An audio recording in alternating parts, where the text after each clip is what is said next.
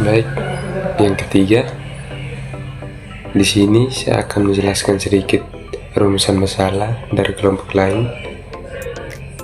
Rumusan masalah yang pertama, proses pembelajaran tidak hanya mengandalkan penguasaan materi secara hafalan, tetapi juga menekankan kemampuan berpikir siswa secara menyeluruh.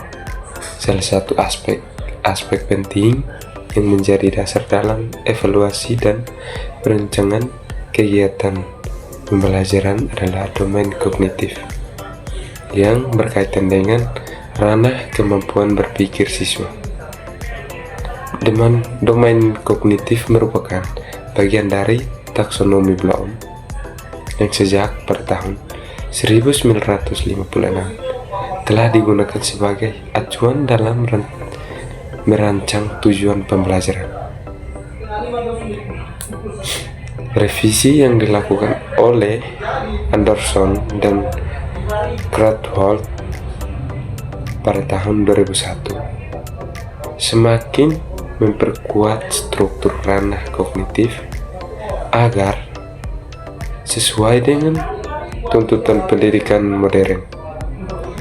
Pemahaman yang mendalam terhadap domain ini penting agar guru dapat merumuskan tujuan pembelajaran yang tepat, mengembangkan strategi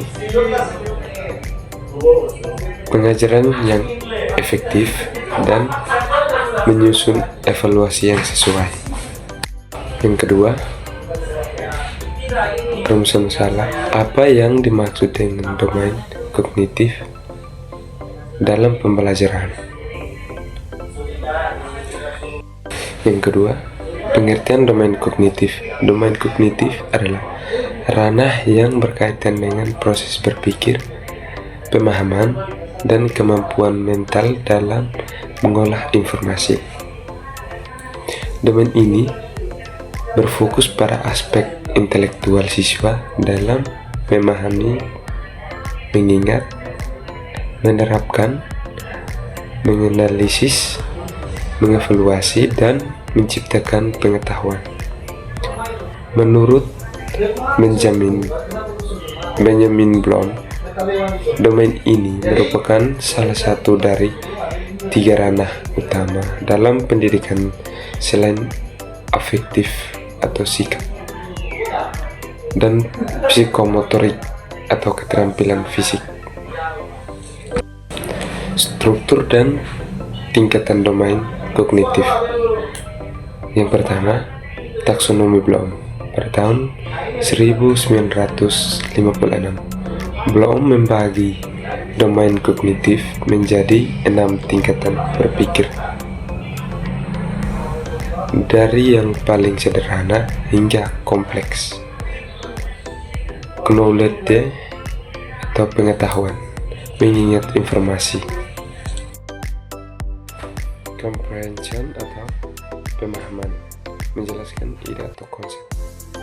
Application atau penerapan, menggunakan informasi dalam situasi baru. Analisis atau analisis, membagi informasi ke dalam bagian-bagian untuk memahami struktur.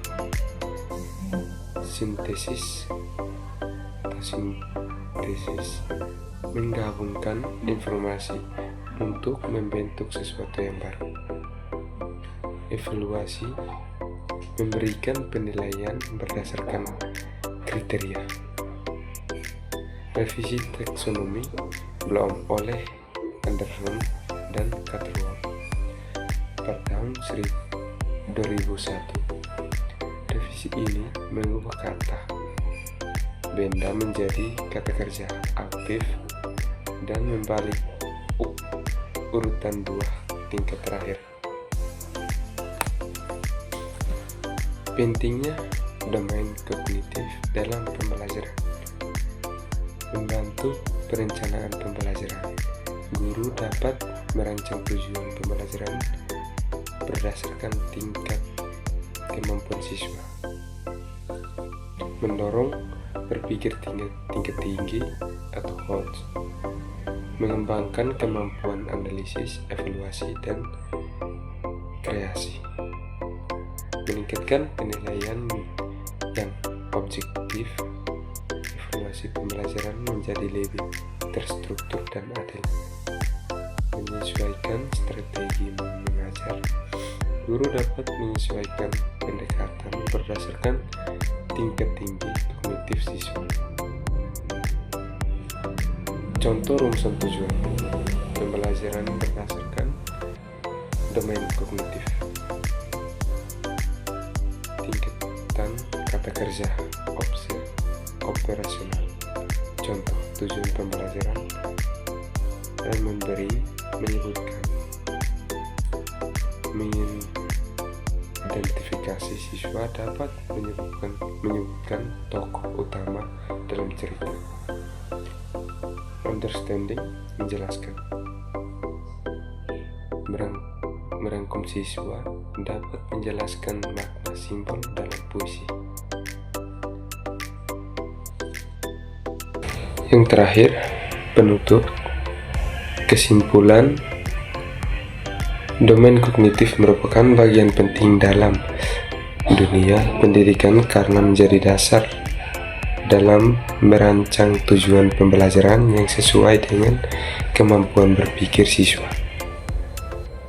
Melalui taksonomi Bloom dan revisinya, guru dapat merumuskan pembelajaran secara sistematis mulai dari kemampuan dasar hingga berpikir tingkat tinggi.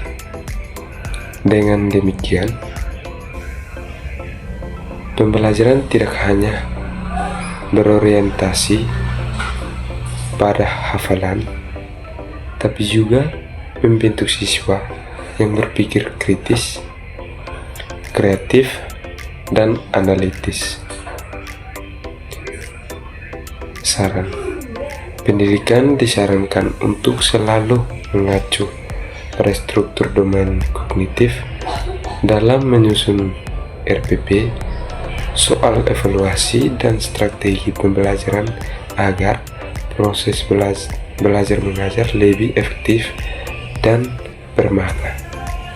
Sekian dari penjelasan saya. Jika ada kata-kata yang salah, saya mohon maaf. Sekian dan terima kasih. Salam.